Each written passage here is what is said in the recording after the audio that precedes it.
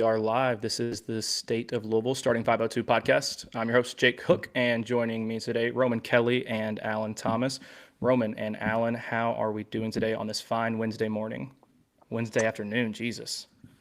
Doing great. Doing great. It's definitely the evening time now. Still was wondering if you were going to say something about that. Feels good to be in here with the two of you. Obviously, this is the first time I've gotten to talk with both of you at the same time. So really excited for this here with the two most handsome, best Louisville basketball analysts you could possibly be with. So I'm doing great right now. It doesn't get better than this. Had a Does good Mike Labor Day does, weekend. does Mike Golfed a little Rutherford bit. appreciate you saying that, Roman? Surely, he'd agree. He'd have to agree. I was gonna I Had was a gonna great. say the two most handsome, whatever you said, and then there's me, right? You know what I'm saying?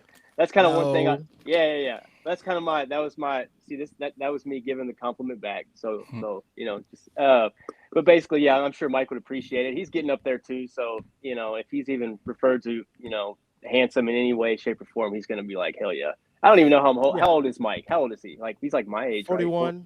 Okay, yeah, bingo, 41. Yeah, that seems about right. So He's a millennial. And he looks like a millennial. That's all I know. So yeah, I'm doing great though. Excited to be chatting with you guys. Excited to be back in Louisville football season as well. So hit the game last game in the media section. Hopefully doing so this coming Friday for JMU. nice. But got a lot of Louisville basketball things we're going to discuss. So I'm just ready to get to it, fellas. Haven't been live with you guys ever either. We haven't been live since last season. I haven't participated. I don't think we've only been live a couple times, but feels good to be back live. Shout out to the live viewers. Already got some people in the chat. Oh, heck yeah. Yeah, Roman, if you see any interesting chats, let me know. And if there's any good questions, any good topics, just let me know. But we'll go ahead and dive into it if y'all are good. Basically, touching on a lot of recruiting and then maybe a little exhibition talk since that game is. Alan, I saw your tweet earlier today. Is it 54 days away? Is that the Kansas? Is that how far away the Kansas game is now? 50 plus a couple hours. So like 50. at midnight tonight, it'll be 50. Okay, perfect. Yeah, so Uh, we'll get it into was that as well. 52 yesterday, which was well technically I guess 52 days. That's why I did the Samaki Walker number 52 or whatever. So tomorrow exactly 50, which no better day to go live than 50. We're just gonna call it 50. I think 51 is kind of boring, so we'll just say 50 days away, which is pretty exciting to Louisville versus Kansas. Yeah, we are 50 days out, and I cannot wait. A month and a half cannot come fast enough. No, it But can't. we'll hit recruiting. Start of the live period just happened today, and within minutes, seconds of the live period happening, we got news of Taylon Kinney. Both Pat Kelsey and Mark Pope were in for a home visit with him as soon as midnight today hit. I don't know about you guys, kind of crazy to me, just grown men just going into 17-year-olds' houses right as midnight hits, but I guess that's recruiting in 2025 now. Yeah, it's weird. It's knowing that they were sitting outside of a kid's house Yeah, waiting for the clock to strike 12. Like it's not it's not old. It's not a abnormal thing though. It's just No. been happening. It's actually kind of changed a little bit recently. You don't really see this as much as you kind of used to. But interesting to know that both coaches were there, like two of the biggest rival school coaches at the same place at the same time, waiting to talk to the same player. I think that's kind of funny. We're definitely going to get into what those pictures mean, but yeah. interesting, really, really interesting. Yeah, and it kind of this is like the one thing uh, that I stand next to Kentucky fans on. It's like the one thing that I'll like go to battle with them about is the rivalry, and like I think we do that on social media and things like that. And whenever Duke North Carolina fans is usually the main challenger, the only challenger really in college basketball for the biggest rivalry in college basketball. I mean, what have you? Did you ever hear? Maybe it did happen, but did you ever hear of Coach K and Roy Williams and or whatever Dean Smith, like huddled up in North Carolina in some kid's driveway on some gravel road. You know what I mean? Like talk, like arch rivals, like waiting to talk to the same kid. Maybe it happened. I'm sure there's some good stories, but like it never was one that I remember like being broadcasted and put out. On media, and mind you, they didn't have social media back then. But this it's just pretty funny, and that is the one thing that I'm like, okay, I'm with you guys. Like this is the best rivalry, and there's nothing that encapsulates better than what happened at midnight in that kid's living room and driveway. Pretty hilarious. Yeah, so what did you guys make of the photos? I know there's not much to make, but it seemed like even with as innocent and as innocuous as a photo in the living room can be, Louisville fans had some thoughts on the way Talon was posing with Coach Pope and then Coach Kelsey as well. I saw a lot in these photos, Jake. I think there's a lot we can look at in here. We can read between the lines and see here. I mean, first of all, you had to let him know you're coming, right? So he knows Mark Pope's on the way. Mm-hmm. He knows Coach I know what Pat you're going to Kelsey's say. on the way. Mm-hmm. And he decides maybe it's what he's already wearing, but he decides to leave the Adidas gear on. You know, photos are going to be taken. You're thinking about that. You're a top recruit. They think about that kind of stuff now. He kept the Adidas on. Granted, it's just the plain Adidas like jumpsuit fit type of thing. It's not team branded, but the Adidas right there in the middle, knowing that you've got some pictures coming with both coaches. I'm looking at that, Alan. I'm sure you noticed that straight away as well.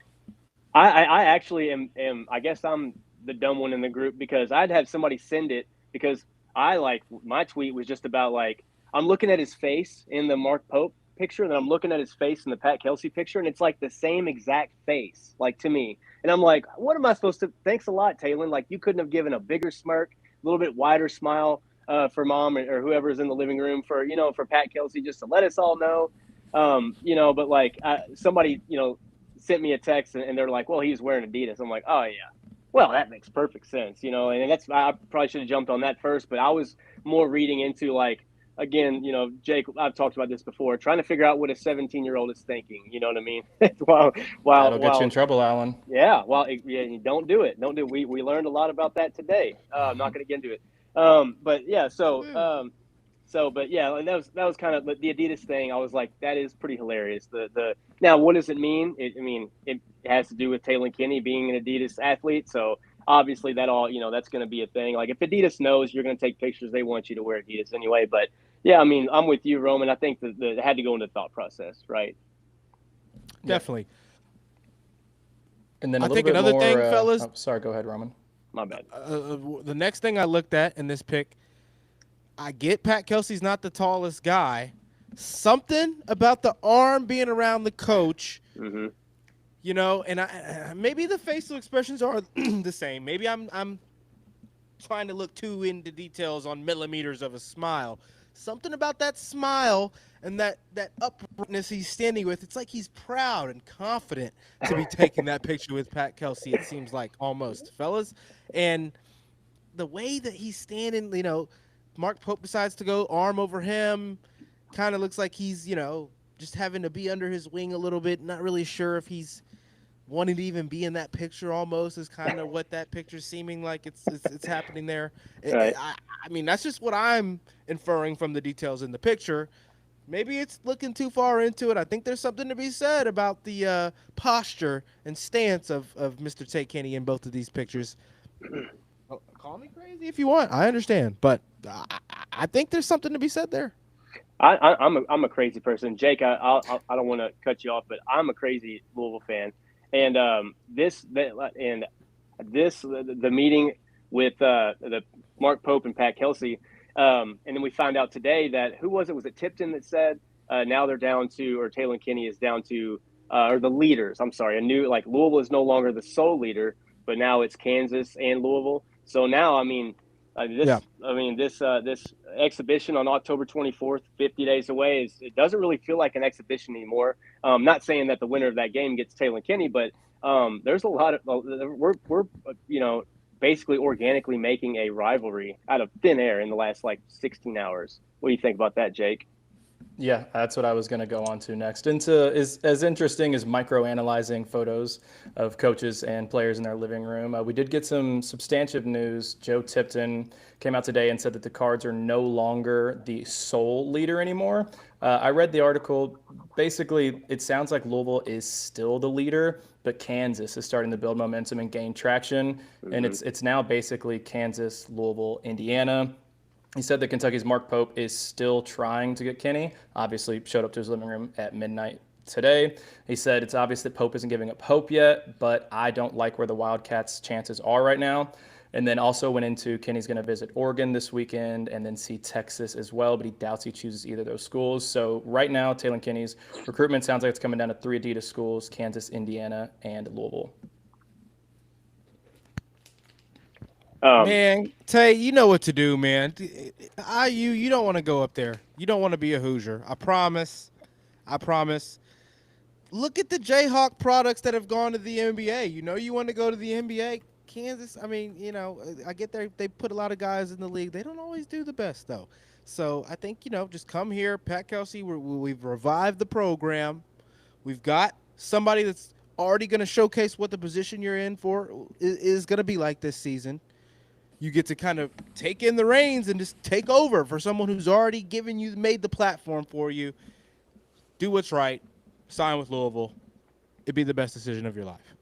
Yeah, and I was kind of at a loss for words, like just hearing you say that, Jake, when you said Kansas, Louisville, Indiana, because like of course it dawns on everyone those are all Adidas schools.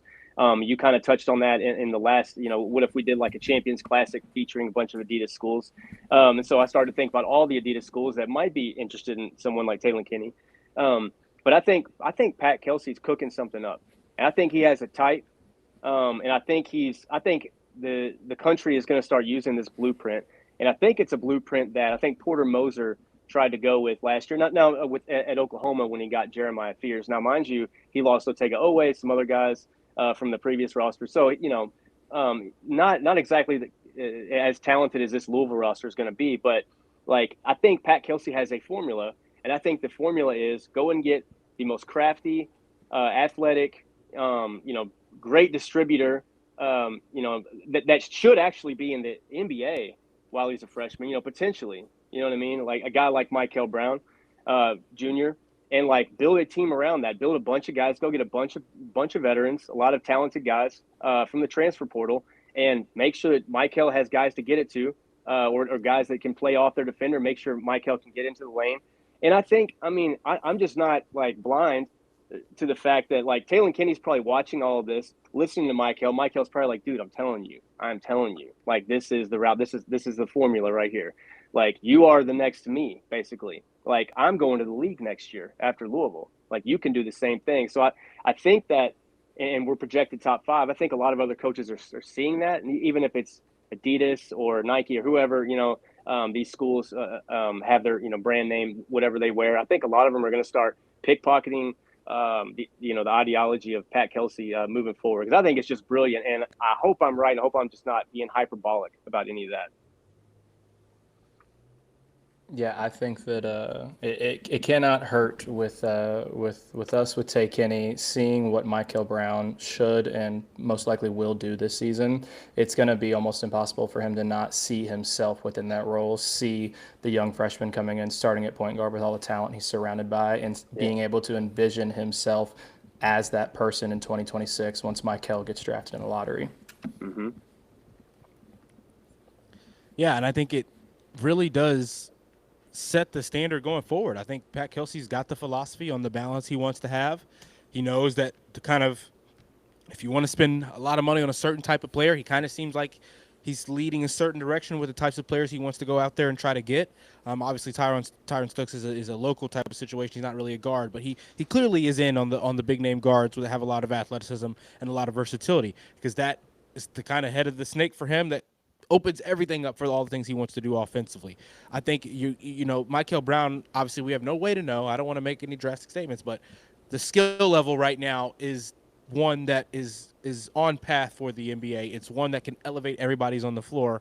And the fact that he's already been on that Adidas pathway, I think it's going to create that atmosphere for all the young Adidas kids in that top 10, like that 10 to top 20 range, right? Not the top 10 recruits are always subject to do absolutely anything. Sure. But in that 10 to 30 range, right? 10 to 20, 10 to 30 range, those Adidas kids are all Louisville's going to be an option for all of them now. They're going to have seen kids do it and have hopefully what we think is going to have no reason to have not succeeded, and think that they can come do it too. And I'm not mad at that. I don't think at this point in the NIL era you should be going any specific route.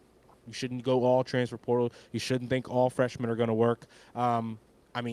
If you're a Power 5 program that's bringing players in that can compete and you're able to really continuously retain them every single year, then great. That would be ideal. No one's doing that right now. So getting the best balance you can, and then making the key players and money that you go spend the most be that player that helps you the best for your play style, I like it. So I'm excited for all the young Adidas guards going forward. Yeah, and we talk about Adidas, and just in recent whatever weeks, months, I don't remember when Tennessee switched to Adidas, but like a lot of people are saying like, okay, it's time for Louisville to jump ship away from Adidas. I think it's time for Louisville to embrace. I mean, it's either you jump ship now, which I don't think they're going to do, or it's time to just really embrace Adidas as like one of the top brands. It's becoming the top brand. Penn State earlier today announced they're switching to Adidas. That's huge. From a football standpoint, like you're talking about a humongous fan base. Penn State, those, Yep. those guys are everywhere. Apparently, the Tennessee deal is like record breaking. So Yeah, and so I mean that's in my opinion, Louisville. We have a lot of momentum in football. Obviously, even baseball, volleyball. There's all kinds of places that Adidas can get their foot in the door. But I think our basketball front is where we can really make a footprint in the Adidas front. Like I mean, this is one of those things where we up until this year we would argue like God, we gotta get the hell away from Adidas. Like let's go get the Jordan brand. Let's go get like in group chats, everybody's going off naming all different kinds of, let's do Puma, anything, like, right? But I think this year, maybe it's just me talking. I don't really fear everybody jumping on Adidas board because right now Louisville has, I think, the biggest Adidas, or second now, I guess, to Tennessee. But, as far as like long-term deals, and I think that's something that when we renegotiate, we can say, hey, man, we've been with you guys 10 toes, dude, for a long time. Like we didn't switch up. So don't switch up on us. And go ahead and let's, one leg up. Their number one revenue, I think we like number one revenue creator for them for a lot of years. So they used to show love to us. Seems like it's kind of stopped over the years in certain little ways, but at the same time, the Adidas relationship will always be one that if we stay in the status we're at, we should be able to benefit from each other. So like you just said, when it comes time to renew, if you're bringing in 5 stars, bringing in guys that are going into the NBA, I mean, potential lottery pick type of players, which they're helping us gives you some leverage. It gives you more leverage though on the flip side when you go and try to renegotiate as well. You're also getting viewed as one of those important programs, those powerhouse type of programs. So that helps you as well on top of it going to be obviously one thing that elevates you on the floor. Yeah, keep bringing in guys like Michael Brown and Tay Kenny, and I am happy to stick with Adidas the whole entire time. Now, unfortunately, moving on to what is now a Nike athlete is Terrence Stokes. It has been a little bit quieter on his end. I know as soon as the ball dropped, midnight hit, Tay Kenny, boom, we saw Mark Pope, we saw Coach Kelsey in his living room. Mm-hmm. We haven't seen any news so far since the live period has opened up on Terrence Stokes. Last thing that we saw was Kentucky gaining a lot of momentum. That makes sense since they're a Nike school. I still think he's going to come to Louisville. That's probably just my bias talking, but I still think, based on some of his comments, that he'll end up being a Louisville guy. But as of right now, pretty quiet on the Terrence Stokes end. Shaw said late in August, there's been a lot of momentum picking up towards Kentucky's way. The Kentucky momentum is real. The thing about Stokes is, and I'm 100% with you in that, like, he said little things, and like, yes, I'm a like superstitious person, and I pick up on like what people say, and I'll be like, what did you mean by that? Being that he's 17 or 18 years old. But the thing about Stokes is, I know his number is high. It's like what 3 or 4 million or something like that, supposedly. Like he's never said that. Like it's just being what's being reported. And so on the back end, it's kind of like, will Louisville put that money up? Do we have that? I have no idea. Are we willing to do that? But I think something that may have been even more telling is, Stokes being 2026, Taylor Kinney being 2026, and the 2 cars in the certain driveway are in Taylor Kinney's driveway, not in Tyrone Stokes. So that leads me to believe that maybe there's not as much of a fight anymore. Like maybe it's a foregone conclusion. Like I don't know if there's that's just me. Like the first person you go see, if there's a shot, you get Tyrone Stokes, unless you, like we were talking about a second ago, unless you're Pat Kelsey and you're like, listen, I need to lock this in with Adidas. I really don't care, and I'm not gonna chase the Nike kid. Like if it's like petty like that, I don't know if it is or not. But it would kind of make sense if Pat Kelsey was like, I need to be working here. This is my fight right here because I want to do another Michael Brown. Like I want to keep this going and build the roster out, show everybody that I can do this long term. So, but that's the only thing that I was like, knowing the money that Tyrone Stokes is asking for, and then seeing them both, or not seeing them in the driveway, but seeing them in the living room, taking pictures of Taylor Kinney. That leads me to believe that Mark Pope maybe and Pat Kelsey believe that the fight for Tyrone Stokes is over. Maybe not. Maybe there's just nothing to go off of, and Tyrone's like, I don't want to see anybody anyway, so fuck off. I have no idea. Yeah, I think it might be both. I think it's probably both. Like he's saying, don't worry about it. Don't even come. Me and my camp know what the direction we're headed in.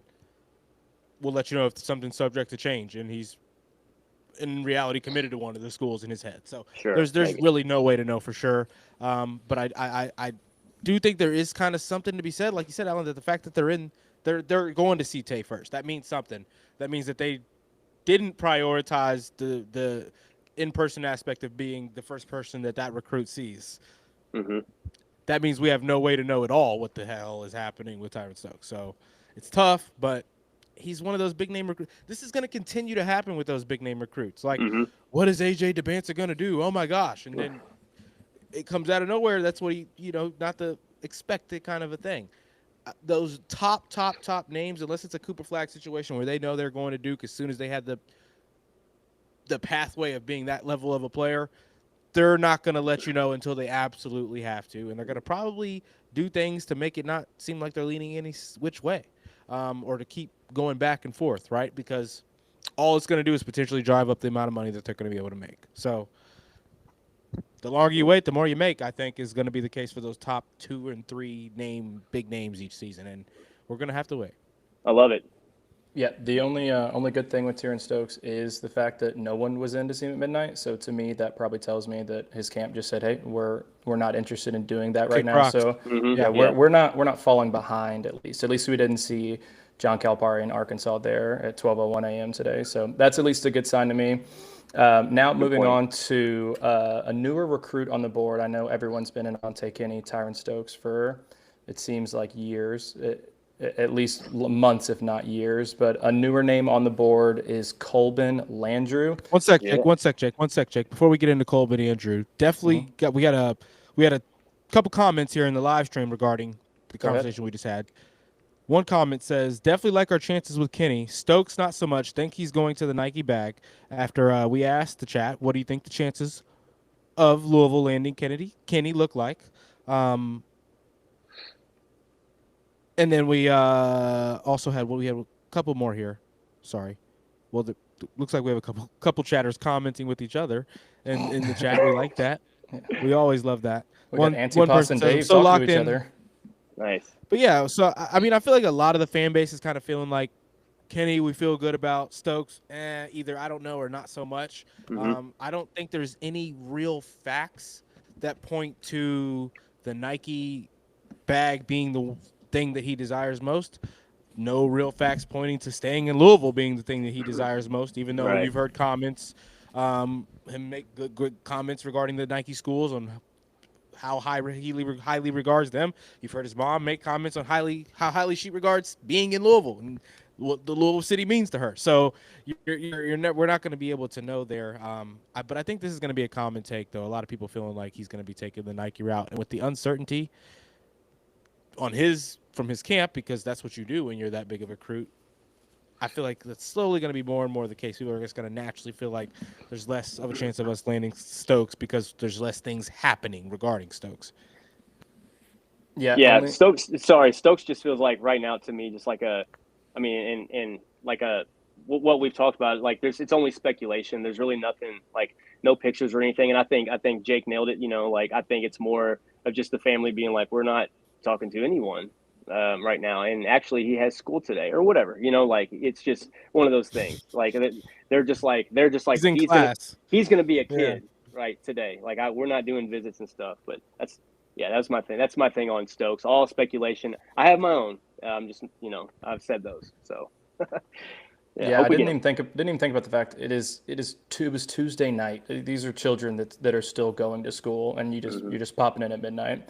But I agree with you. Last thing on Stokes, his list, as we have last seen, of top contenders: Louisville, Kentucky, Arkansas, Kansas, Gonzaga, and USC, Southern Cal. That's 4 Nike schools, 2 Adidas schools. I guess it gives me a little bit of hope that Kansas is still in there. Kansas still feels like it's a worthwhile venture and investment to stick with Tay Kenny. So maybe that means the door isn't entirely shut on Adidas schools.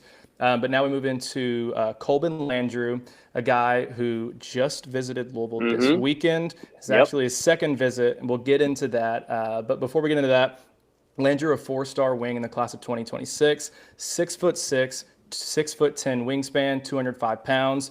Currently a top 70 recruit in his class, but I was reading earlier today he's expected to make a big jump in the rankings when they update. Expected to be a minimum top 40 jump, could even be considered a top 25 player in his class. Once the rankings update, in the 3 SSB championship, he averaged 15.4 points, 5.8 rebounds, 2.6 assists, and 1.3 steals, shot just under 35% from 3. So what do you guys know about Landrew? What have you heard, and what are your thoughts on this recruit that is now visiting us for the second time, but a different sport? Alan, I'll let you start. I think you kind of had some things you were talking about earlier about that. Oh yeah, I mean just off the cuff. I mean, he visited not last year, in 2023, the Notre Dame game, the football game, as a football recruit. And I don't know what he tight end, receiver, Tight end. 6'6". Yeah. So and he's the quarterback that throws to him. I forget his name too. I'll look that up, and obviously I forget a lot of things. So, but that's not important right now. This was his second visit to Louisville. But I imagine he was maybe not storming the field, but he got to see all that. And at least like soak a little bit of that in and kind of see us at our craziest, which was kind of like a thumbs up for me. I had no idea that he visited in the first place. I'm just going to be transparent. I'm not really I love football and know a lot about football. I'm not a football expert. I've been very transparent about that. But my thing about his game, again, this is just me looking it up. Like, he was going to visit, so I got into his tape even just a few days ago, right?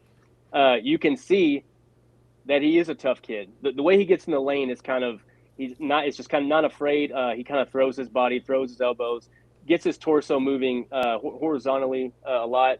I've seen him make Big guard. Just on tape, like some pretty acrobatic shots. Not that he's graceful by any means. Just kind of a bulldog out there. But the thing that stood out to me the most, and it was kind of shocking, the 35% from 3, is that he has a really, really confident shot when he goes up. And I really thought that, like, he's one of those, when he gets his feet set, I mean, it really looks good. It's just a beautiful form. I want to say he may be a lefty, if I remember correctly. But yeah, I mean, this guy is just, I was impressed with his mid-range too. He has a nice little pull-up to him, but he shoots a lot from the outside. And like I said, when he does go up, it's a confident-looking shot. That's what you want. Nice rotation on the ball. He does backpedal away, which is fine. It's what the kids do now. They don't follow their shot as much as Donovan Mitchell or anybody anymore. But again, just a really confident player. And really, honestly, just by looking at his tape, not really surprised that he's in the top 70s, but it's pretty awesome to hear that you say he's going to be in the top 40s with this new update. So yeah, I'm all for it. 6'6" guard. Hell yeah.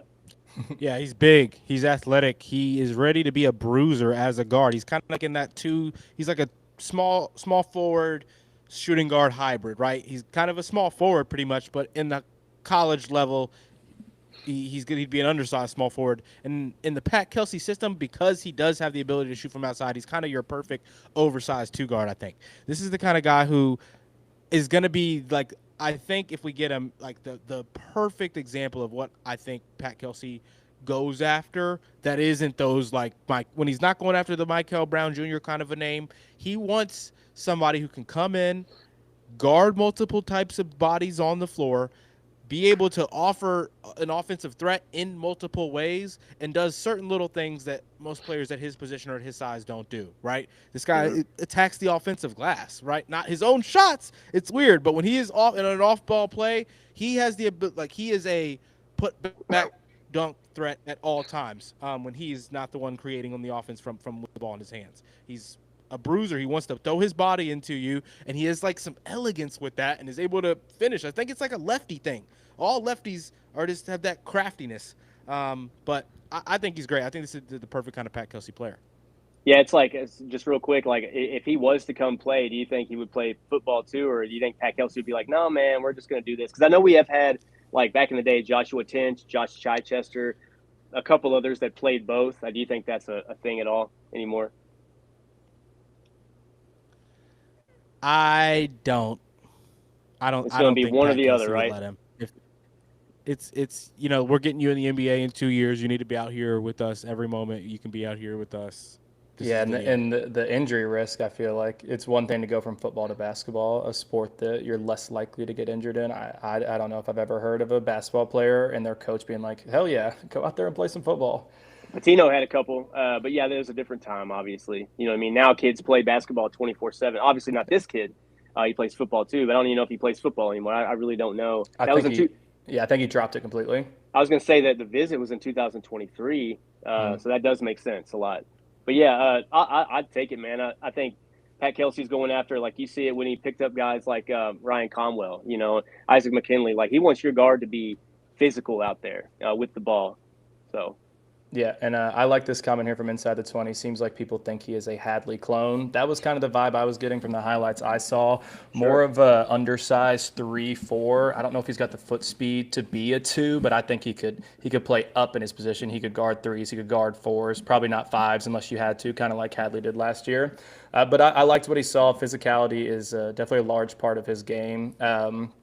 Some of his comments, he talked to Cardinal Authority after his visit this weekend. He said the visit went very well. It was amazing. I love it. I felt like I fit in with the players, Landry said. And Adrian Woolley, Kenai Roos, Michael Brown, those guys are great, and I fit right in. They really did make it feel like home for me. And then last thing he said was, they started recruiting me a little later, but since then they have been on it. They've done a good job in checking in with me all the time. And speaking of that, I know it didn't get as much buzz, but apparently Pat Kelsey was in on a home visit with Landrew as well today. I don't know how far Landrew and Tay Kinney are from one another, but somehow Pat Kelsey made it to both homes in the span of a single day. Is Landrew? Is he Georgia, Alabama? I think so. Yes, I Yeah, believe he so. is. Something like that. Okay. And I've got his So, yeah. highlights mixed up. He's not the lefty. There's somebody else. That's Yeah, the lefty he's that more of a Okay. physical bruiser. He can shoot spot up three. He does shoot a lot, but he's more of a physical bruiser. Mm-hmm. And now on to another guy, Jackson Richardson. If that Mm-hmm. name sounds familiar at all, that is because he is the son of Jason Richardson and the brother of Jace Richardson, both of whom played at Michigan State. But thankfully for Louisville, Jackson is not considering Michigan State at all. He's a 6'6", 200-pound wing, really lanky, and surprise to no one, he's freaky athletic as Yes. he comes from Jason Richardson, two-time NBA dunk champion. So what do you guys know about him? Have you seen any of the highlights, anything like that? This is something that I haven't got into his tape yet. When I do get into his tape, it's going to be like a 3 or 4 hour ordeal. It'll be late at night on a night that I don't have to do anything the next morning, and I'm just going to dive in. It's what I do because I'm crazy like that. My initial the initial reports I saw on Jackson Richardson was like you said. I'm like, that name rings a bell. Like I wonder, and sure enough, like his brother, who I think was a lottery pick this past year. He's like in 25, I think. Was he? Okay, yeah, he was up Mhm. there. He was projected high on a few. But visiting on November 8th, so that's right before the Kentucky game. Obviously, he probably won't be in for that game, but he'll get to see, be in campus or on campus and in and around all the facilities during rivalry week. And I know that we have a game a couple days before against I want to say it's a mid-major or something like that. Anyway, that's not important. Might be Bucknell. I can't remember. But he will be on campus and get to see all of that, and not that he'll be listening to radio or watching the news, but like he'll kind of get to go around and hear the buzz, or like he'll get to be around all the offices and hear about how important this game is and how we have to win this game this year. So maybe it'll, I know he knows all about Michigan State and Michigan. I'm sure he's heard all of that. Ohio State, he's Big Ten family. So I'm really excited for him to be on campus. It's really cool when you get a guy on campus in the meat of your schedule, especially our non-conference schedule, which is really top heavy this year. Roman, any thoughts on Jackson? I haven't seen a whole lot of tape. I know he's a high flyer. I've seen the dunk highlights. He had a couple in his last year's season. Like he posterized some kids on the alley-oop. That's about all I know. I'm sure he knows how to play hard, coming from the family that he comes from. When you've got an older brother like that, you've been getting bullied in the right way in your backyard for years, Yes. So that's the kind of player that's typically they can adapt well. They can typically fit into multiple systems, and on top of him probably having a pretty high basketball IQ as well. Perfect kind of player that can come in and be a versatile player on both ends of the floor for Pat Kelsey's system. I have to do a little bit more dig on the tape. I don't know about the shooting. I don't know if he can shoot at all, but He cannot we'll shoot. Can he not? Now he shot 16% from three and 54% from the free throw line in 13 EYBL games this year. So he's definitely more of a project when it comes really tough. So he's to DeMar sh- DeRozan, basically, is what you're He's got to telling me. fix that, fellas. Yeah, but I mean, he's a top 20 recruit, and I mean, it's all potential there. He's a freak athlete. If you watch a highlight, he's got probably 10 of the best highlights you'll see of anybody in the class. So he's definitely a lot of potential. He, like Alan said, he's scheduled for an official visit November 8th. And then he also visited us last year during the Florida State game. So this will be his second visit. I don't know if that first one was an official visit or not. And then he's also got visits scheduled to Miami, Creighton, Alabama, USC, and Ole Miss. So some Adidas, some Nike in there as well. That's just another name to keep an eye on. And then last one in this class, well, actually, we got two more in this class. Anthony Falesi, he's a 6'5" shooting guard. He's top 50 in the class of 2026. Louisville offered him right around this time last year. This guy is a 3-and-D type of player. If you watch any of his interviews or any of his highlight tapes, defense is huge for him. His offensive game, he's a good shooter, good spot-up shooter, athletic, and can play in transition, but definitely prides himself on the defensive end, which is a rarity, it seems like nowadays, especially to have a guy that is so locked in on defense. He's got a visit scheduled for Louisville on October 25th. Yeah, once again, couldn't have said it better about, 3-and-D, right? This is a guy that I was able to look at right before, just sitting right here. I'm looking at highlights as we're getting everything to load to go live for you guys. I was able to look at this kid. This takes us back to Pat Kelsey has a type, right? This kid's shot is pure. It's not as confident, and I mean, back to the Landrew kid. It's a confident shot. Obviously, he shoots 35%. This guy shoots a little bit better, and it's a very pure looking shot. This is a guy that on tape you can tell, like you said, like he's a stickler for on the defensive end. This is a guy that you can tell. Really, like when he trains, he probably goes after, like, he's probably very fundamentally sound. Whoever's training him, or probably multiple trainers, maybe he has a father that's a coach. This looks like, I wouldn't be surprised if his dad is a basketball coach or was, or uncle, or whoever's raising him, grandfather, stepfather, whoever. Because this dude, he's just very fundamentally sound. Looks like he's in good shape from afar. But just like, he visits October 25th. This is the 6'5" shooting guard. Kind of goes right into, like your Isaac McKinley type. I know Isaac's 6'5", good defender, good shooter, great shooter, good defender. We're really starting to see Pat Kelsey kind of carve out. We just talked about a second ago. The kid Richardson is more like or Colin Landry, more like a Javon Hadley. So I think Pat Kelsey is starting to put his little chess pieces on the board for each year. Felici's 2026.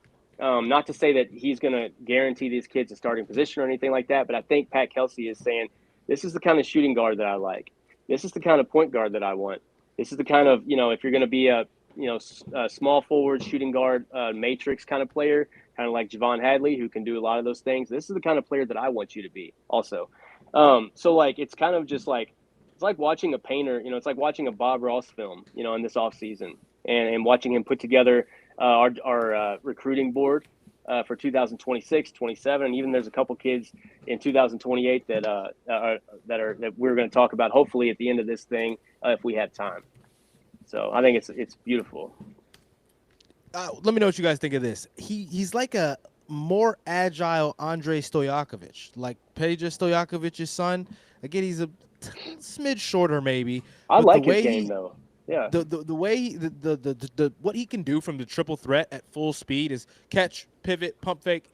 Like, it's all fundamentally sound. He gets to his spots. He knows exactly what he wants to do before he does it based on the tape. Looks like he's got a little bit of athleticism too. Like, he's ready to jump, fellas. He's good off the ball as well, which I think is probably something that Pat Kelsey's kind of wanting to zone in on with his shooting guard position. Somebody who can go and utilize space and force the defense's hand, right, just off the ball because of his shooting ability and speed. He's got both of those. Don't know just how good of a defender he is, but he can kind of do it all, fellas. He's kind of like a one-man fast break wrecking train in a way. Yeah. Yeah, and he looks really good. He did have this to say in August about Louisville. Coach Ronnie, Coach Hamilton, and Pat Kelsey over there are my guys. We have a really good relationship, especially with Coach Kelsey. He's that dude I know I can fit in on the defensive side with the intensity they bring. Coach Kelsey is a very energetic guy, and I feed off of energy, so I think it would fit very well with whatever he has for me. So, like we said, he's visiting Louisville October 25th. He already visited Pitt earlier, and then and I think he's also visited or is going to visit San Diego State, UCLA, and USC Southern Cal. We did have one person in the chat bring up a guy. I haven't seen much about him when it comes to Louisville. I just brought up the name Arfan Dion. I know earlier in August he did come out with a top 12. It did have Louisville included in it. This is the number one center in the nation for the class of 2026. He is a giant. I don't know if you all have seen him at all. He is 7'1", near 300 pounds. He is ginormous, humongous. There's no way around that. It's a big boy. Yeah, not much linking us to him outside of the fact that we did make his final 12. And I know that Cardinal Authority spoke to him, and he said that he wouldn't talk anymore about his recruitment that day, saying that he would narrow his list soon. Then he put us on it. So not much there, but did just want to acknowledge Dave's comment about Arafan. I think it's Dion is how you say it. Ginormous human being. We would absolutely love to have him. Massive. Yeah, Haven't seen any of the tape yet, but two-way presence for sure. This is the kind of guy that you can maybe add a lot to his game too. I think that this is probably can turn into one of the best presences at his position in the conference. I really do think so. But haven't gotten to watch enough tape to say that confidently yet. Yeah, and then one other guy we did want to talk about. This is the last guy in the class of 2026, Abdou Toure. I believe is how you say it. Could be pronouncing it wrong. Another wing. I'm noticing we're targeting a lot of wings. I do kind of wonder how that plays into the Tyrion Stokes recruitment. It does seem like we're kind of targeting these 6'5", 6'6", 6'7", guys that can play 2, 3, 4, and that's kind of where you would also envision Stokes playing. This is a lanky wing as well, top 30 player in the class of 2026. Raw, explosive athlete, not a great shooter, but very good at attacking the basket. He is originally from Africa, so if you've ever seen some of those Team Africa teams play, just very, very big into transition, raw with their handle and sometimes their form of their jump shot. But when you get them in transition, when you get them downhill, they're really incredible athletes. Louisville offered him last summer, and we made his top 7 at the end of August. No official visits planned to Louisville so far, but he visited Providence, I want to say last week or within the last month, and he said he plans to announce more official visits soon. Do you all have any thoughts on Abdou Toure? I'm just happy that we're over there in NBA Africa because we just, not that we filled out the roster with an NBA Africa kid this year, but he's like Pat Kelsey's definitely over there, tapping the right shoulders. Guys everywhere. But I do think you're right about Tyron Stokes. I mean, Pat Kelsey's leaving little breadcrumbs for us. It could be anyway as to why we haven't heard anything, or maybe Tyron's just been so silent on the whole thing. But like being in PK's top 7, like that means they're showing him some attention. That means they're communicating with him a lot and letting him know, like, yeah, we do want you. Unless it's one of those things where they were offered by Louisville, or he was offered by Louisville at some point, and it's just one of those. Not like a pride thing that you put up the logos and stuff just to show like, oh yeah, they're after me. I don't think like he's doing that or anything. But it could be. It tells me that PK is definitely reaching out, or somebody on the staff is definitely keeping in contact. Like, hey man, how you doing? Checking in on him. That's recruiting. It's the constant. Kids, parents need to know that like, we're after like, in the best interest of your child, and he fits well with us, blah, blah, blah, all the things. So to have us in his top 7 tells me that at the minimum. Yeah. Freak athlete, could be an insane defender. I think one day, obviously he puts a little bit more muscle on. The jump shot's not great, but it's good enough to be worked on and fixed, I think. Like you said, I think it's interesting that the schools that he's kind of got picked, there's really no way to tell what's really happening. I'd be interested to see when and if a visit gets scheduled, because that kind of, I feel like, established some seriousness with that one there. Yeah, and I think, Alan, like you said, signing a guy like Mo Kamara from NBA Africa can't do Mm-hmm. anything except for help our chances with an athlete like this. So hopefully he's able to see a little bit of what Mo Kamara can do with Louisville and maybe envision himself in there. As we're getting close to wrapping up, we're going to hit a couple guys in the class of 2028. We'll run through some comments as well. So Roman, Alan, I don't know if you can see the comments, but if you see any comments after we get done with these class of 2028 guys, feel free to highlight them and we'll talk about them before we get out of here. But moving on, jumping 2 classes ahead, or I guess 3 classes ahead, into the class Mm-hmm. of 2028, Rivals just recently came out with their top 70 or top 75 players in the class of 2028. And there's not one, but there's 2 players from the city of Louisville that are mentioned in the top 70. First is Josh Lindsay. He's, I think, 16th in the class. If you're from Louisville, if you're a Louisville fan, you've heard of this kid. He plays at St. X. And then there's also Boogie Cook, who I believe was top 40 as well. So we'll start with Josh Lindsay. How impressive is it to see this kid? We've heard about his name for years, but just slowly rising and now being one of the best recruits in the nation. Yeah, I did Big X radio work, obviously, last season with St. X, all their games going on our station. So I had to be at the station producing the games, airing them onto the station while the play-by-play did their call. And, fellas, it felt like every 2 minutes, Josh Lindsay, steal, slam. Josh Lindsay, pump fake, sidestep, three-pointer, got it. Mm-hmm. He can do it all. He can Yeah. do it all. That kind of athleticism, that kind of feel for the game. I mean, you guys know the phrase. He's a hooper. He's as much as of one as it comes. And I think the fact that he's already getting that kind of varsity experience on a program that's now getting much more serious than it's been in some recent years at St. X basketball, really going out there and trying to establish that fight for the state championships and stuff. Mm-hmm. It's only going to be helpful for him. I think that could also keep him in Louisville. Being at a program like that is going to play the big teams. They're going to play teams outside of Louisville. They're going to be there in the state championship race. If we can keep him in Louisville, keep him nearby, I think that can even benefit our chances at having the best shot at him, even more so than we might already. But Yeah, the athleticism, the defense, the shooting, the ball handling, he can do it all. man, you ain't wrong about that. Go Tigers, by the way. I went to St. X for 3 years. Shout out St. X.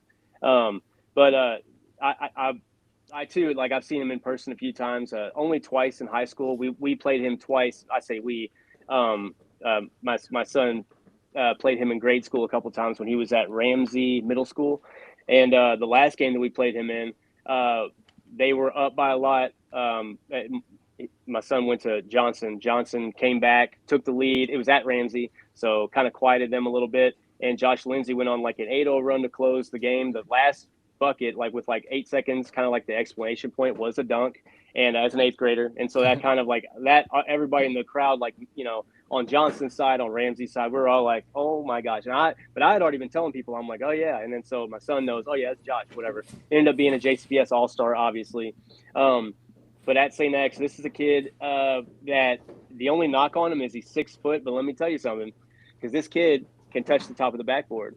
In a single, this is a single standstill hop, like maybe off of a foot. He can touch the top of the backboard. Absolute freak athlete. Probably one of the best, like on the jump in his class. Maybe the best jumper in his class.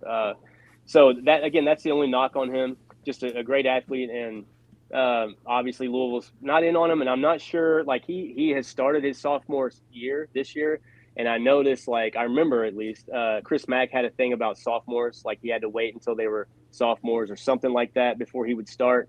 And they both come from the same tree. Him and Pat Kelsey, they come from Skip Prosser. So maybe that was a Skip Prosser thing that he just embedded in them, like wait until they get into the sophomore season. I don't know. I don't know what the wait is, what have you. No knock on PK at all.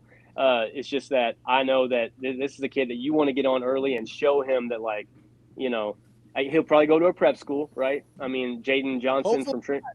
Yeah, Hopefully not. Or maybe just like that one last extra year or something.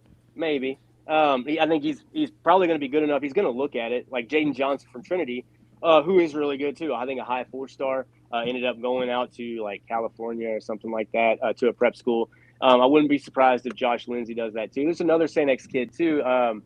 and I'm going to mess this up. Steve Rummage coached him at Holy Cross. So did Mark Lieberman. Jeremiah or Justin Jackson, Jordan. Jeremiah Jordan. Jackson. Jeremiah Jackson, or is it Jeremiah Jordan? Jackson?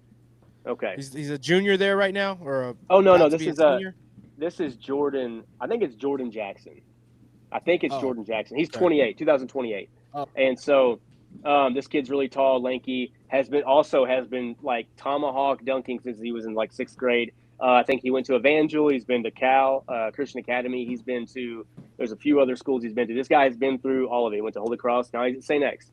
So St. X is absolutely loaded, and would love to get a couple of kids from Coach Klein's team over to Louisville. Yeah, absolutely, and I agree with you, Alan. I think it's odd that he's said to have been seeking a Louisville offer and has not yet gotten it. UK is also showing interest as well. So Pat, if you don't mind, just go ahead and show the local kids some love.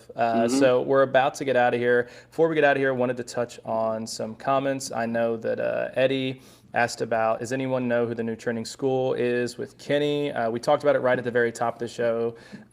It is Kansas. They're saying that Louisville, I think basically what Joe Tipton is saying is that Louisville's still the front runner, but Kansas is starting to come in as that second big dog in the recruit, with Indiana in 3rd place. Guys, that's all I've got to talk about when it comes to recruiting. I've got to get out of here. My fiance is on the way, and if I don't start cooking, I'm going to get my ass beat. Is there anything else that you all want to talk about before we wrap up the show? I'm good. Just that the Kansas game, it just means so much now. Like, I mean, it's becoming more and more personal as time gets closer, and that's just how I fan, I guess. But I'm going to be full throttle for that game, dude. Gloves coming off. It's gonna be a lot of national eyes on that. I'm ready to see Louisville get put back into those conversations as being a team that can go out there and contend in a potential championship run in March Madness. So it all starts with that exhibition. I can't wait to see Michael Brown on display, fellas. No doubt. Hell yes. All right. Well, guys, that will do it for the Starting 502 podcast. That was our recruiting wrap up. Thank you all so much for watching live. If you missed it, or if you missed the first part of the show, you'll be able to see it whenever it's fully edited and out. So thanks, guys. We'll be back and talking to you soon. Go Cards. Sir.